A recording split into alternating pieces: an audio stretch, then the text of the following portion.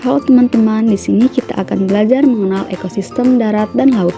Ekosistem darat adalah sistem ekologi yang terjadi di daratan, di mana organisme hidup berinteraksi dengan komponen abiotik, yaitu non-hidup. Selanjutnya kita akan membahas tentang hutan hujan tropis. Hutan hujan tropis adalah bioma hutan yang terdapat di daerah tropis, yaitu yang terletak di antara garis lintang. Ciri khasnya adalah curah hujan tinggi sepanjang tahun, kelembaban tinggi, dan keanekaragaman hayati yang sangat tinggi, baik tumbuhan maupun hewan. Contohnya, penyebaran meliputi wilayah sekitar Khatulistiwa, seperti Amerika Selatan, Afrika Tengah, Indonesia, dan Malaysia. Kelembapan udara di hutan hujan tropis juga tinggi karena curah hujan yang tinggi dan kanopi yang lebat. Selain itu, hutan hujan tropis memiliki vegetasi yang sangat rapat dan berlapis, dengan pohon-pohon tinggi membentuk kanopi yang menutupi sebagian besar lantai hutan. Suhu di hutan hujan tropis cenderung hangat dan stabil sepanjang tahun dengan rata-rata antara 20-34 derajat Celcius. Selain itu, hutan hujan tropis mendapatkan curah hujan yang tinggi sepanjang tahun, biasanya antara 2000-2250 mm per tahun. Selanjutnya ada padang rumput sabana. Sabana adalah padang rumput yang terletak di daerah tropis dan subtropis, seringkali menjadi zona transisi antara hutan dan gurun. Ciri khasnya adalah hamparan rumput yang luas dengan beberapa pohon atau semak yang tersebar, seperti akasia dan palem. Sabana memiliki curah hujan yang lebih rendah dibandingkan hutan hujan tropis, tetapi cukup untuk mendukung pertumbuhan rumput dan beberapa jenis pohon. Contoh hewan yang hidup di sabana antara lain seperti kijang, jerapah, singa, dan burung unta. Selanjutnya yaitu gurun.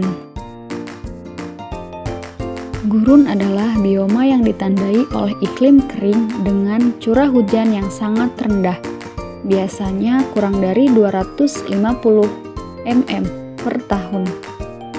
Karakteristik lainnya adalah suhu ekstrim, yaitu panas di siang hari dan dingin di malam hari, dan vegetasi yang sangat sedikit atau bahkan tidak ada sama sekali. Selanjutnya, pegunungan.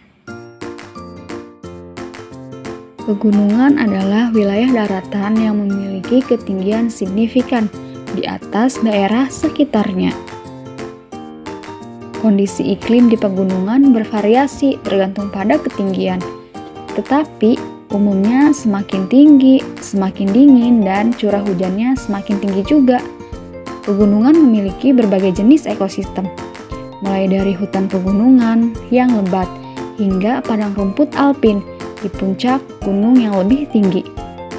Contoh pegunungan yang terkenal adalah Pegunungan Himalaya, Pegunungan Andes, dan Pegunungan Alpen. Selanjutnya, ekosistem laut. Ekosistem laut adalah tempat makhluk hidup di air asin, seperti lautan dan samudra. Selanjutnya yaitu terumbu karang. Terumbu karang adalah ekosistem laut yang kaya akan keanekaragaman hayati, menjadi tempat tinggal bagi berbagai jenis ikan, invertebrata, dan tumbuhan laut. Terumbu karang terbentuk dari koloni polip, karang yang menghasilkan kalsium karbonat, menciptakan struktur yang kompleks dan beragam. Terumbu karang memiliki peran penting dalam melindungi pantai dari erosi, menyediakan habitat bagi berbagai jenis spesies. Selanjutnya yaitu laut dalam. Laut dalam adalah wilayah laut yang terletak di kedalaman lebih dari 200 meter, di mana cahaya matahari tidak dapat menembus dasar laut.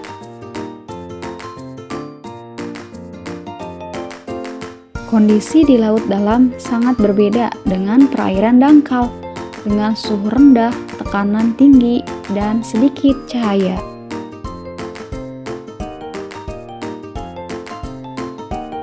Laut dalam memiliki organisme yang sangat khusus yang telah beradaptasi dengan kondisi ekstrim, seperti ikan laut dalam dengan bioluminescence.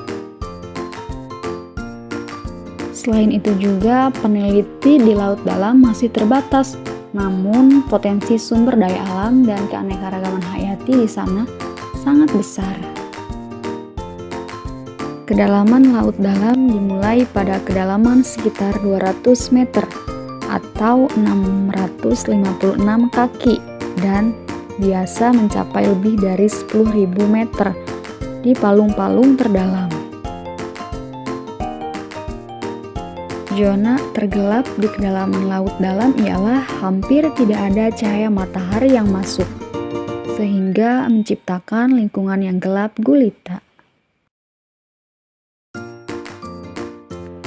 Tekanan air laut dalam sangat tinggi karena berat air di atasnya yang dapat menjadi tantangan bagi organisme di sana. Suhu air di laut dalam cenderung sangat dingin, seringkali mendekati titik beku. Laut dalam memiliki ekosistem yang unik, termasuk ventilasi hidrotermal, yaitu sumber air panas bawah laut, dan rembesan hidrokarbon dingin yang mendukung kehidupan organisme tertentu.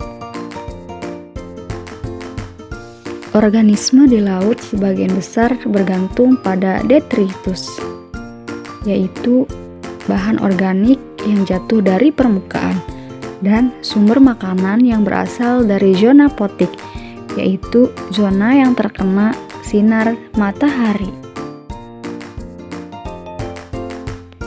Ketersediaan oksigen di laut dalam juga terbatas, membuat organisme harus beradaptasi untuk bertahan hidup di lingkungan yang kekurangan oksigen.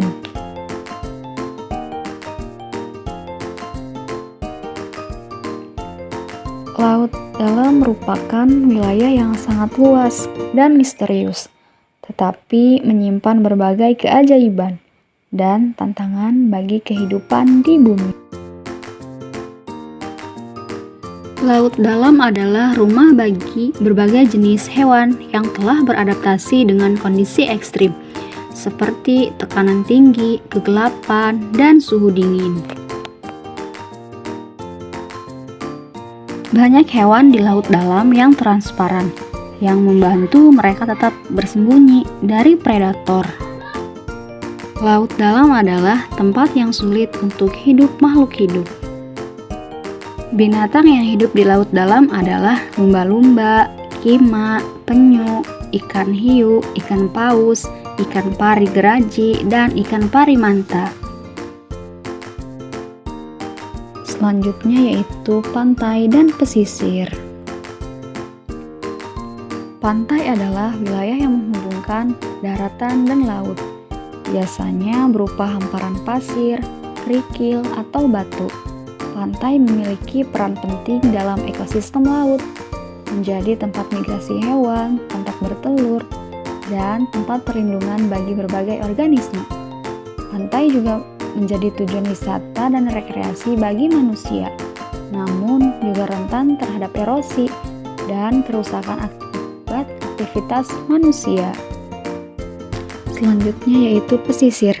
Pesisir adalah wilayah yang lebih luas dari pantai, mencakup wilayah daratan yang berbatasan dengan laut, serta ekosistem yang terkait seperti hutan mangrove, padang lamun, dan estuari.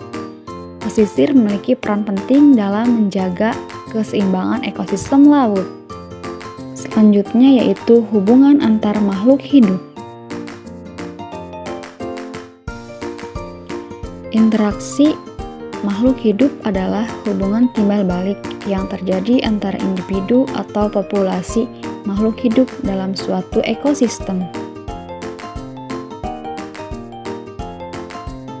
Interaksi ini biasanya berupa hubungan saling menguntungkan, merugikan, atau netral bagi makhluk hidup yang terlibat.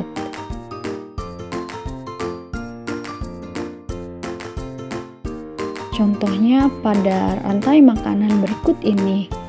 Yuk kita lihat bersama-sama.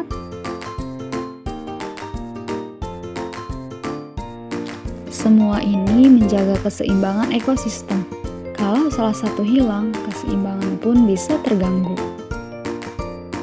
Ekosistem bisa rusak kalau kita tidak menjaganya.